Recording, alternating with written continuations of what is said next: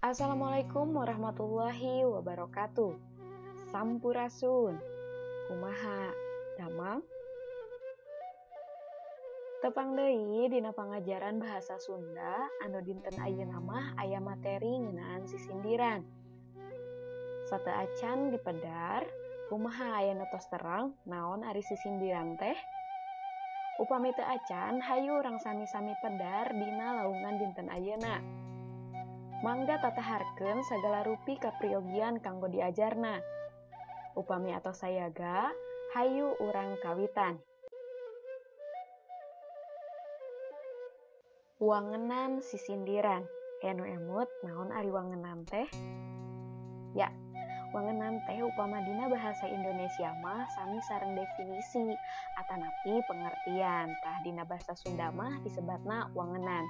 Emutnya wangenan teh definisi atanapi pengertian. Ulah hilap. Tah di dieu sisindiran teh asalna tina kecap sindir anu ngandung harti, omongan atawa caritaan anu dibalibirkeun atawa henteu togmol. Luyujeng eta anu disebut sisindiran dina sastra Sunda teh nyaeta karya sastra anu ngagunakeun rakitan basa kalawan dibalibirkeun. Dina sisindiran, eusi atawa maksud anu rek dikedalkeun teh dibungkus ku cangkang. Upama dina bahasa Indonesia mah sisindiran teh saruana jeung pantun. Hideep tangtos, geus apal atanapi geus wawuh kitu anu disebut pantun. Tah dina bahasa Sunda mah nu kitu teh disebutna sisindiran. Wangun sisindiran teh kaubar ku purwakanti, jumlah engang dina unggal padalisan jeung jumlah padalisan dina unggal padana. Kulantaran kitu, sisindiran kaasup kana wangun ugeran atawa puisi. Tah bilih aya nu hilap atanapi teu acan terang, ari Purwakanti teh nyaeta sasaruaan sora dina tungtung jajaran. Tah ari engang upami di bahasa Indonesiakeun mah sami hartina jeung suku kata. Tah ari padalisan nyaeta jajaran atawa baris. Tah sedengkeun pada mun dina bahasa Indonesia mah sami sareng bait. Kada hilapnya diemut-emut. Tah, upama ditilik tina wangun jeung cara ngebrehkeunana, sisindiran teh dibagi jadi 3 golongan. Anu kahiji nyaeta aya rarakitan, anu kadua aya paparikan, jeung anu katilu nyaeta aya wawangsalan.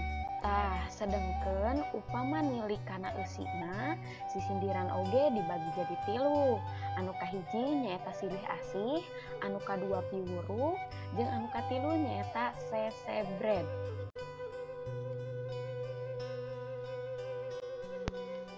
Anu kahiji urang pedar nyaeta rarakitan. Disebut rarakitan lantaran wanguna anu papak di puhuna, dipapandekeun kana rakit. Bu kesakedap, ari papak teh naonnya bu? Papak bisa dihartikeun oge atanapi di bahasa Indonesiakeun mah sami sareng kecap rata. Tah sedengkeun ari di puhuna bu, tah puhu teh bisa oge diartikeun siga awal. Atawa upama di sisindiran mah nyaeta kecap anu mimiti digunakeun dina unggal padalisan. Sedengkeun ari dipapandekeun bisa oge dihartikeun diibaratkeun gitu tah. Janten diibaratkeun siga rakit gitu. Sedangkeun ari ciri-cirina anu kahiji nyaeta diwangun ku cangkang jeung eusi. Janten upami misalkan dina sapada teh aya 4 padalisan. Tah anu 2na cangkang, anu 2 padalisanna deui nyaeta eusi. Tahnya anu kadua ciri-cirina teh cangkang jeung eusi teh pada papak di puhuna atawa mindoan kawit disebatna.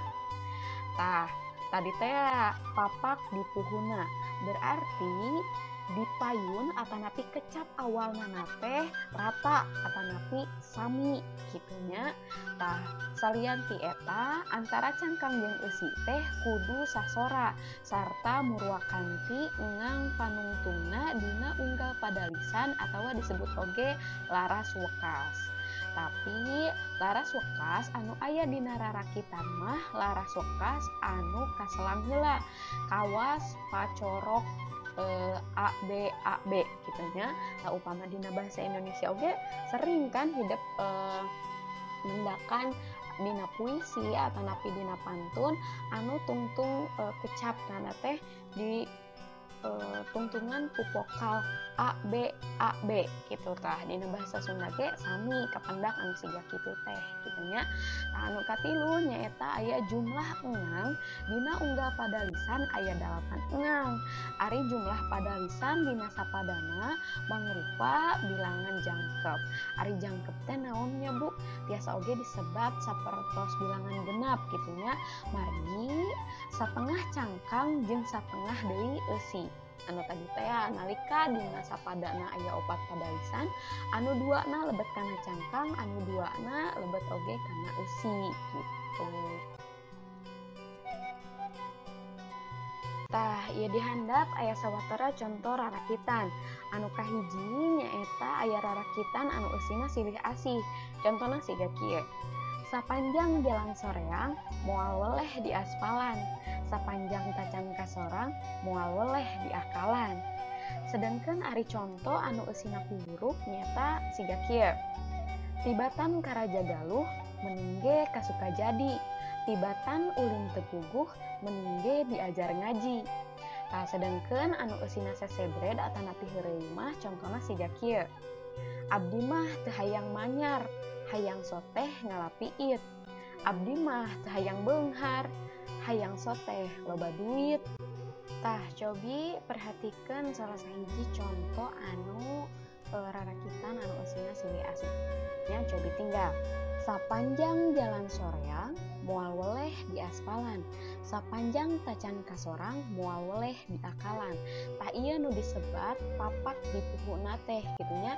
Margi kecap sapanjang dina pada lisan kahiji diulang deui dina pada lisan anu katilu. Sedangkan kecap moal nu aya dina pada lisan 2 diulang deui dina kecap awal pada lisan anu kaopat.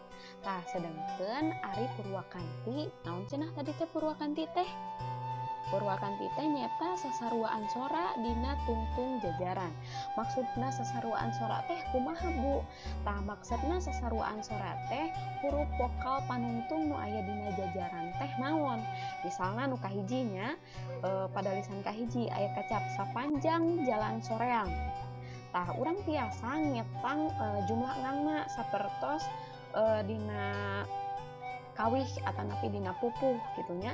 Sapanjang jalan soreang eta guru wilanganna aya 8, guru laguna nyaeta A. Tah, guru wilangan A teh gitunya diulang deui dina pada lisan anu katilu. Tah, sedangkan guru wilangan atanapi guru lagu tina pada lisan kadua eta diulang deui dina pada lisan kaopat. Kitu oge dina contoh anu eusina piwuruk, sesebred sareng sanes kantana. Konsepna mah sami kitu nya. Anu kadua nyaeta aya paparikan. Disebut paparikan lantaran sorana padeukeut antara cangkang jeung eusi. Kecap paparikan asalna tina kecap parek anu hartina deukeut. Tah, upama tadi mah rarakitan si sora atanapi kecap anu aya di puhuna teh diulangi deui atanapi dianggo deui dina pada lisan anu katilu gitunya. Tah, ari dina paparikan mah henteu diulang kecapna teh mung sorana hungkul anu sami gitunya. Henteu diulang kecapna tapi sorana teh mirip atanapi padeukeut teh gitunya, matakna disebutna paparikan. Tah, ari ciri-cirina anu kahiji diwangun ku cangkang jeung eusi. Anu kadua, cangkang jeung eusi teh padeukeut atanapi murwakanti sorana. Antara cangkang jeung eusi teh kudu sasora sarta murwakanti engang panungtungna dina unggal pada lisan atanapi disebat laras wekas. sarua jeung rarakitan gitunya paparikan teh. Laras wekas anu aya dina paparikan oge nyaeta laras wekas anu kaselang heula, anu kawas pacorok teh anu tadi teh anu A B teh gitunya. Tah sedengkeun anu katilu teh ciri-cirina nyaeta jumlah engangna dina unggal pada lisan aya 8. Tah ari jumlah pada lisan dina sapadana mangrupa bilangan jangkep. Satengahna cangkang jeung satengahna deui eusi. Jadi paparikan jeung rarakitan mah hampir sarua jumlah engangna, jumlah pada lisan, jumlah padana gitunya. Terasna teh satengahna cangkang, satengahna eusi gitunya. Anu ngabedakeun mah nyaeta upama rarakitan mah tadi cenah papak di puhuna atanapi kecapna teh diulang gitunya. Tah upama paparikan mah henteu diulang. Namun tadi teh padeukeut sorakna gitunya. Tah di dieu aya sawatara conto tina paparikan. Anu kahiji anu eusina silih asih. Contona siga kieu. Boboko eusina gelas, piring pising, jeung sendok. Bogoh kabatur sakelas, matak isin lamun amprok. Tah anu kadua anu eusina piwurup nyaeta aya conto siga kieu. Kanikir siki kanikir, cangkudu benang panimu. Kapikir beki kapikir, hirup kudu loba ilmu. Sedengkeun anu katilu aya conto sesebred. Contona siga kieu. Tici kajang kaci amis, mapai tegal kaci mindi. Aya mojang meuni geulis, ngan hanjakal tara mandi. Tah siga kitu contona. Tah ayeuna cobi tinggal salah sahiji conto anu silih asih. Di dinya aya kecap boboko anu aya dina padalisan kahiji nyaeta boboko eusina gelas. Tah di dieu henteu diulang deui pan kecap boboko teh dina padalisan katilu, tapi dina padalisan katiluna aya kecap bogoh. Tah kecap boboko jeung kecap bogoh teh sorakna mirip atanapi padeukeut gitunya. Sedengkeun dina padalisan 2 aya kecap piring pisin. Tah eta sorakna padeukeut jeung kecap matak isin anu aya dina padalisan anu ka-4 gitunya. Sedengkeun ari sora tungtung padalisana atawa murwakantina mah sami wae sareng rarakitan gitunya, janten dipengkerna kedah sorakna murwakanti. Anu katilu aya wawangsalan. Tah ari wawangsalan dina sastra Sunda teh nyaeta salah sahiji wangun sisindiran salianti rarakitan jeung paparikan. Dina basa Jawa ge aya nu disebut wangsalan anu asal kecapna tina kecap wangsal. Nyaeta ungkara basa anu nyamungikeun atawa nyumputkeun pijawabaneun dina kecap anu murwakanti. Lebah dinya mah meh sarua atawa ampir sarua jeung wawangsalan nu aya di basa Sunda. Tah ari ciri-cirina diantaranya nu kahiji teh nyaeta diwangun ku cangkang jeung eusi. Anu kadua sapadana diwangun ku 2 padalisan. Padalisan kahiji cangkang, padalisan kadua eusi. Unggal padalisan diwangun ku 8 engang. Tah benten sareng rarakitan atawa paparikan gitunya. Ari rarakitan jeung paparikan mah diwangun ku 4 padalisan sapadana teh. Tah ari wawangsalan mah mung diwangun ku 2 padalisan gitunya. Tah sedengkeun ciri-ciri anu katilu nyaeta padalisan kahiji atawa cangkang teh nya mangrupa gambaran, katerangan atawa soal ngeunaan hiji atawa hiji barang atawa hiji barang gitunya anu kudu diteguh pieusieunana atawa pijawabeunana teh dina padalisan kadua atawa eusi teh gitunya. Eta barang atawa hal teh nyamuni dina salah sahiji kecap anu aya dina padalisan kadua. Bu, ari nyamuni teh naon, Bu? Ari nyamuni teh tersembunyi upami dina bahasa Indonesia mah. Dina bahasa Sunda mah bisa oge disebut nyumput kitu tah. Tah, ieu dihandap aya sawatara conto wawangsalan. Anu kahiji siga kieu contona. belut sisit sabadarat kapirarai siang wengi. Naon jawabana? Jawabana teh orai. Tah anu kadua, barang leutik gudang ilmu ulah sok ngegelan kuku. Jawabana teh buku. Anu katilu, teu beunang di hurang sawah, teu beunang di pika memet. Jawabana teh simet.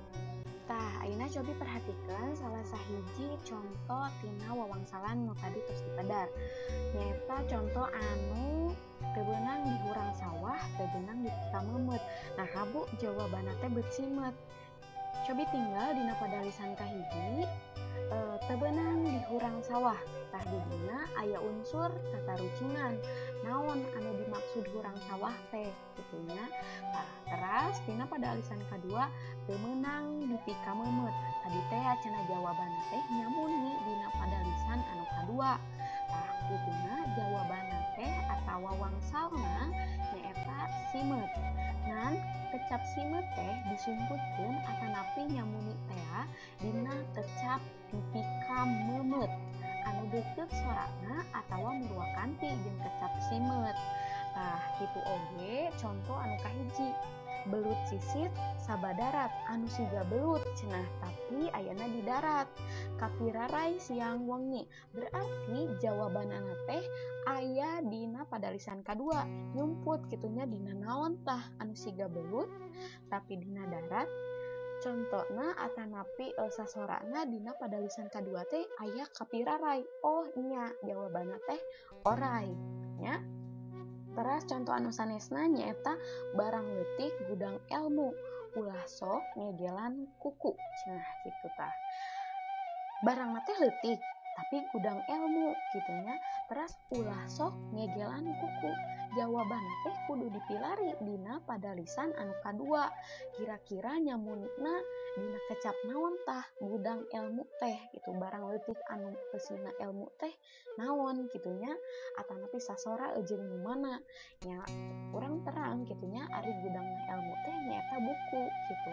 Berarti sasora jeung kecap kuku gitunya. Jadi dina wangsalan mah hideuk kudu taliti maca padalisan kahiji jeung padalisan kadua. Nah, gitunya namina oge tatarucingan. Aya soal teras hideuk kudu marian jawabanana teh naon gitu.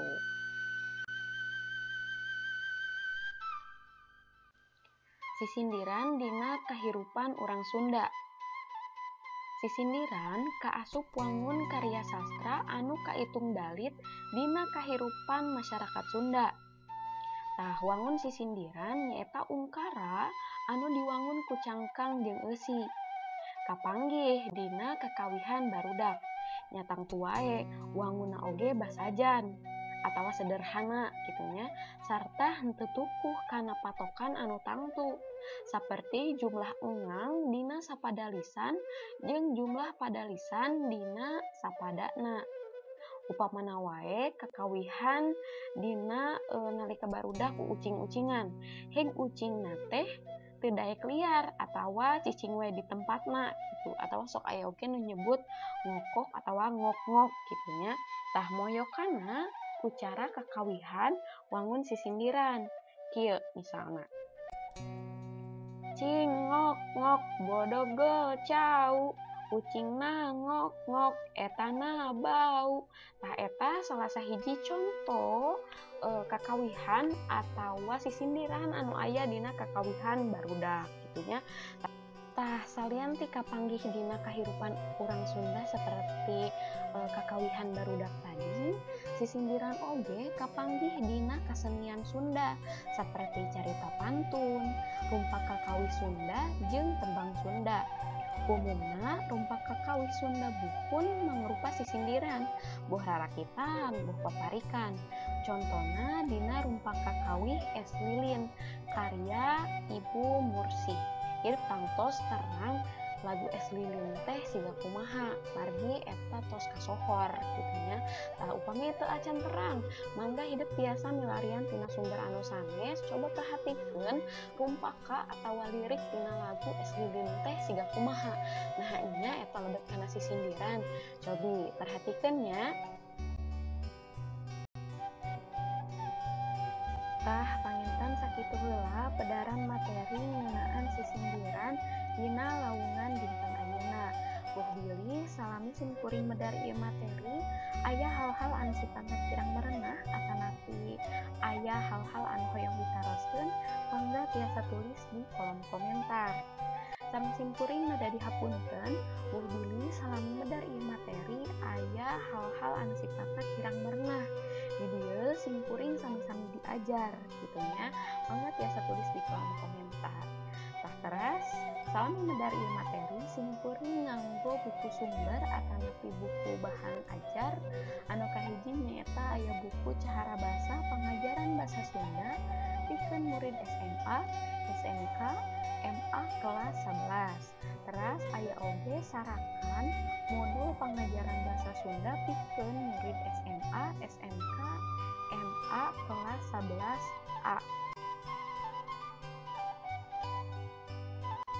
Hatur nuhun kana sagala rupi perhatosanana. Wabillahi taufik wal hidayah. Wassalamualaikum warahmatullahi wabarakatuh. Wilujeng petang deui dina lawungan salajengna.